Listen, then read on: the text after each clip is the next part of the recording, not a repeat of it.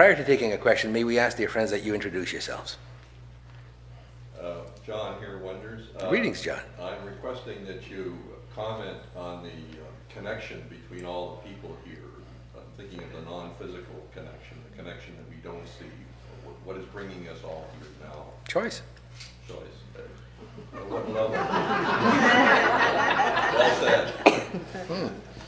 Does this go right up to the soul level? And is there a connection in past lives between the two? From a previous perspective of past existence, or future existence for that matter, think of it this way. To the year 7,442 after the birth of the Nazarene, in that particular existence, this group basically, with a few others, not just this one, but with a few others, in effect gathered on a planet in what is now known as the Syrian network, and there attempted to shift the consciousness of that particular planet through choice, through awareness, through experience. Still didn't succeed, just as they are still not succeeding right now.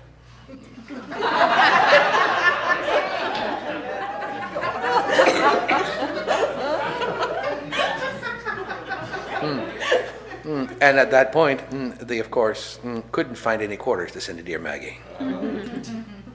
So the difficulty was choosing to release their full brilliance. The difficulty was that they were so caught up with their own ego perspective of brilliance that they didn't really choose. Okay, we'll open it to other questions. I think that's a fascinating comment. I believe this lady here had a question. Would you stand up, please? Yes. Your name, please? My name is Ev Schmidt. Greetings, Ev Schmidt. Thank you. And for somebody who, like me, whose first introduction to the wonders is this evening, I was wondering if you might be able to share with us something that you said in the earlier channeling, and that was that other channels like Cryon or Abraham or Ptah, Lazarus. all come to the wonders. Yes, eventually they do. They've all come to us. So just wondering how that happens, or why that happens, or what would bring that about. Choice. Common theme this evening, isn't it? Yeah. But look at it from this perspective, dear friend. Lazarus, Ptah, Cryon, all of the certain entities that are being brought through at this particular point in time in space really are still limited in many ways. And so they still kind of seek our perspectives in order to expand their own limitlessness, just as you're doing right now. Do you see? So really, there isn't much difference between you and Ptah, is there? Or Cryon. You assign a difference. You say to yourself that these are amazing, wonderful entities from another dimension, another perspective. They are so brilliant. They are so amazing. Oh, I'm so in love with them. Not your words, but the key is, though, that they are no more brilliant than you are. It's just that they express themselves more fully. Does it? So are you saying that you are more brilliant than they are? No. We're saying that we express ourselves more fully. Okay, thank you. This lady here. Hi, I'm Lisa Holly. So are you Greetings. saying that that they are limited and that you are not? Yes. Okay. At the back. My name is Linda DeVille. I have Stand up, please.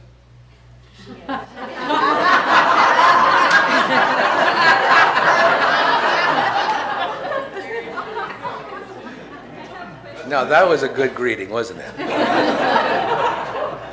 have a question for you about other dimensions, especially my daughter has clear recollection of being a mermaid. I'd like you to tell me about that. What would you like to know? Without locating your daughter, we cannot discuss it. Okay. But we can tell you this, that why would that not be a reality? You see, you doubt it. You judge it. You're not certain. You'd like to believe it, but mermaids are like, fictitious characters, and, you know, little girls with little tails going through the water. Nah. But really, why not? There is a planet right now in the fourth sector of what would be the there in your stars system, which basically is mostly water, in which the inhabitants all live underwater. They don't have fins or tails like your mermaids, but they all live underwater, and they all have appendages that allow them to travel underwater. You see? Thank you. Question here? The gentleman? Yeah, a number of Your people, name, my name is please? David, and Greetings, David. a number of people have read Zachariah Sitchin's books. The first one that I looked at, I think, was called The 12th Planet. I think the most recent one is End of Days. But basically, he talks about the Anunnaki, I believe that's who they are, and apparently they came down to this planet and they really started, let's say, the atoms, the human race around, well, before 3500 BC. Oh, long before. Okay, long before that. I'm just wondering if the stuff that I read in Sitchin is material that, in fact, you would be in agreement with. No, it's a part perspective. It is not a complete perspective. There's a great deal missing. There's still a little bit of judgment, actually a lot of judgment, and a little bit of fear. But it is certainly something that opens you up to more. Look at it from this perspective. This planet was seeded by fourth and fifth dimensional realities, fourth, fifth, and sixth dimensional reality consciousness. So they seeded the planet with life. And they did that in order to observe the evolution so that they could understand how they became as mankind, as humanity, if you want to see it from that perspective, is evolving. And they didn't just do this planet, by the way, they did a number of others as well. They are observing the evolutionary process, and in observing that, they gain an understanding of how they became, how they were created. And so it is for that perspective. Once, of course, they were seeded, the planet was seeded, there was no need to interfere in the process and no desire to interfere in it. Though some fourth and fifth dimensional reality consciousnesses have at times interfered in the process. Do you think? Every question you ask is a brilliant one. Richard's my name. Greetings, Richard. We have a saying that you should be careful what you wish for. Yes, don't wish, choose. Except for me, it would be the same. I'd be careful what I wish for because I'm not always sure what I'm wishing for. Then choose. Choose. What I'm choosing, I'm not always sure about what I'm choosing. But dear friend, then you're not choosing. You see, look at it from this perspective. In this moment, right now, right in this moment that you're in presently, what can you choose right now that you couldn't choose otherwise? What are your choices right now? You can sit down, you can stand up, you can express yourself, you can ask us a question, you can talk to the group, you can express yourself in any way you want. Those are your choices right now. Now, if you want to, you can talk about not being certain, don't know which one I want to choose, too many options, left hand, right hand, do I, don't I, etc., etc. But ultimately, that's not choosing, is it? When you finally stood up and asked your question, you chose. Yes, that's true. That's correct. I make a choice now to speak. Yes. The choice I make to speak is clearly I'm speaking, but I'm not. I understand that many times when I've made choices and I've done things, that has not been my correct choice, my true choice. It's just a choice that came out. Don't judge the trueness, the correctness. Dear friend, and all of you, get out of your minds. I gotta get out of my mind if it's the last thing I ever do. Remember that song? All right, after us now. Dear friends, together. I gotta get out of my mind if it's the last thing I ever do. Now, don't let it be the last thing you ever do. Your minds are judging rights and wrongs. Your minds are judging the results.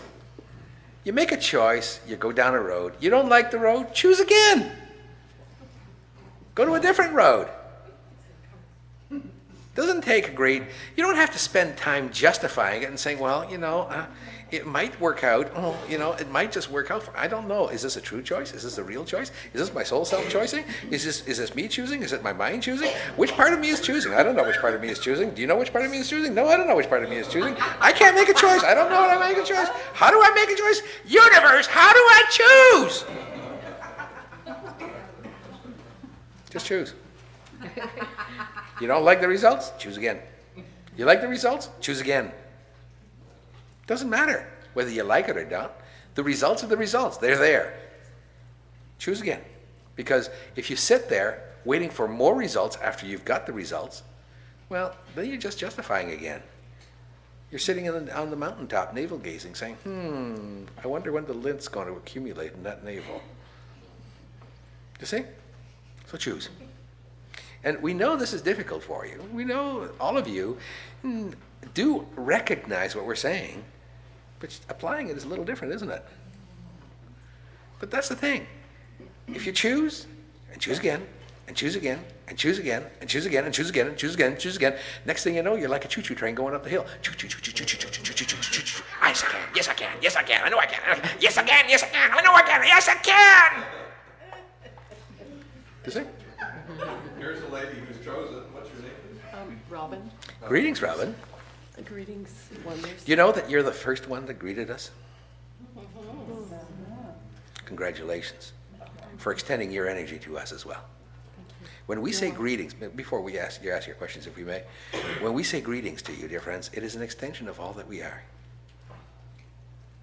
Wouldn't it be nice to extend all that you are to us? Please, dear Robin.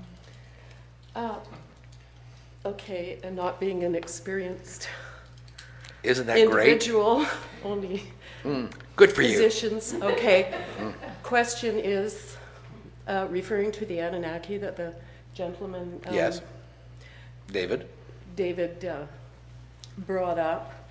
I heard on the radio station Coast to Coast a few years ago that the Anunnaki, I think they came to Earth and mined gold because they needed it to put in their air as particles of dust, and I'm wondering if that's what's going on here with our chemtrails, like because there's aluminum sulfide in the chemtrails. Yes. No. So is there a relation there on the intention of what's going on No. there? What's going on right now with your chemtrails is very simple. You are being subjected to a number of different toxins in order to find what works and what doesn't. You're being prepared for good food source for a number of other alien planets, entities. After all, the fatter you get, the better the meat.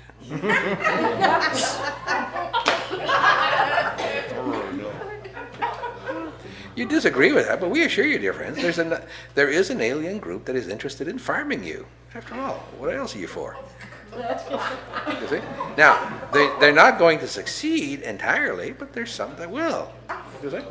So do realize, and we're not saying this for pleasure here, do realize that their perspective is that if they can move you to a certain degree of awareness, consciousness, so that you do increase your mass size, then you do present to them a better meal. It's as simple as that.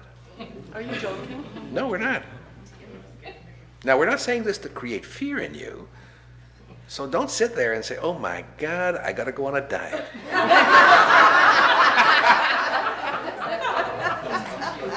Now, if you need to do that in order to go on a diet, go ahead, but don't say that. We're not saying this to create fear. We're saying to you that the reality of the circumstances are, dear friends, that there have been a number of alien races that have been exploring the planet. Some from the perspective of extending the consciousness, the energy of the planet, to try to move the planet, the human consciousness forward into a greater benefit for all of your physical universe.